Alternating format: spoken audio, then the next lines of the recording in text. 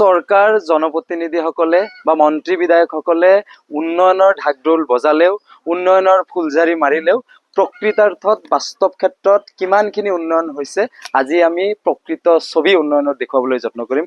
মই এই মুহূৰ্তত উপস্থিত আছো নগৰবেৰাৰ টোপামাৰীত আৰু টোপামাৰী লোক নিৰ্মাণ বিভাগৰ পথৰ পৰা মন্দিৰাঞ্চীলৈ যোৱা যিটো পথ আছে সদাব্যস্ত পথ, সেই পথছোৱাৰ কাষতে পথছোৱাতে মই উপস্থিত আছো। মোৰ সহযোগীক মই দৃশ্য দেখুৱাবলৈ অনুৰোধ জনাম।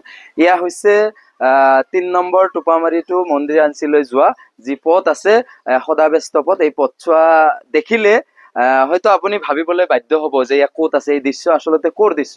এয়া চাওক, এখন মহৰ গাড়ী আহি আছে, কিমান কষ্টৰে মহ দুটা আহি আছে।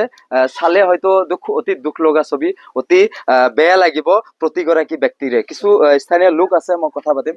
আপোনাৰ ঘৰ যিহেতু ইয়াতে, এই পথছোৱা এনেকুৱা বিধ্বস্ত কেতিয়াৰ পৰা হৈ আছে? এইটো বহুত দিনৰ পাৰে, আজি মোটামুটি ধৰক 30 বছৰে হ'ল, 30 বছৰে বেছি হৈছে। কিমান বিধায়ক আহিল, কিমান গ'ল, গোপীনাথ দাস আহিল, জ্যোতি দাস আহিল, নন্দিতা আহিল, এনেকা যিমান বিধায়ক আহে খালি কয় ৰাস্তা ঠিক কৰি দিম আৰু খবৰ নাই। ইলেকশ্যনৰ টাইমত আহে ভোট বিচাৰি, উইন হয় গুচি যায় আৰু ৰাস্তাৰ কামৰ ফালে নাহে। যদিও অলপ চলপ কামৰ পইচা কানি দিয়ে, ঠিকাদাৰে খাই অলপ, মানুহবিলাক দালাল বিলাকে খাই অলপ, এনেকে ৰাস্তাৰ কাম নহয়।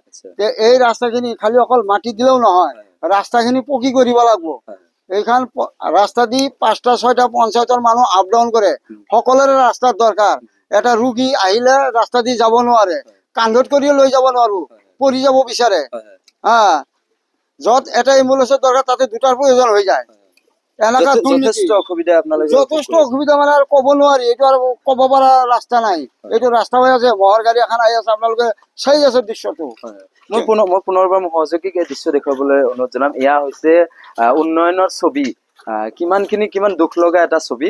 এই ছবি দেখাৰ পাছত হয়তো আপুনিও ভাবিব যে আচলতে কিমানখিনি উন্নয়ন প্ৰকৃতাৰ্থত হৈছে। এয়া পূৰ্বৰ বকো সমষ্টি আৰু বৰ্তমানৰ চমৰীয়া সমষ্টিৰ টোপামাৰীৰ সদাব্যস্ত পথৰ দৃশ্য। আৰু এগৰাকী ব্যক্তি আছে, কি ক'ব?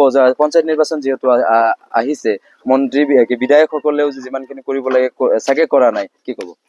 ইমান বিধায়ক আহি আছে, পঞ্চায়ত নিৰ্বাচন আহি আছে, চবে আহি কয় ৰাস্তা বনাই দিম, সেইটো নবনাই। অলপ পইচা আহিলে বনাই, যেনেকুৱা 5 টকা আহিলে 2 টকা ৰাস্তা বনাই আৰু নবনাই। মোৰ জন্মৰ পৰা চাই আছে এনেকুৱা। কিমান এম এল আহিলে, কিমান বিধায়ক আহিলে, এইটো ৰাস্তা নহয়।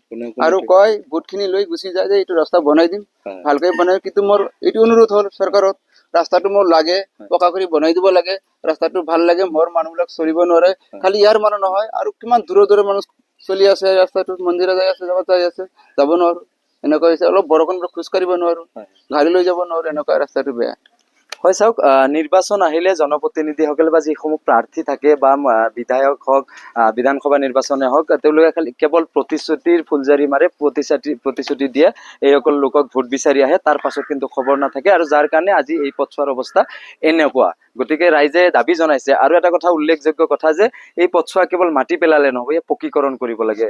পকীকৰণ নকৰালৈকে এই সমস্যা স্থায়ী সমাধান নহয়। গতিকে অঞ্চলটোৰ ৰাইজে দাবী জনাইছে অতি শীঘ্ৰে এই পথছোৱা পকীকৰণ কৰি এই অঞ্চলৰ বাট পথৰ যি সমস্যা সেয়া সুচল কৰাৰ দাবী জনাইছে অঞ্চলৰ ৰাইজে।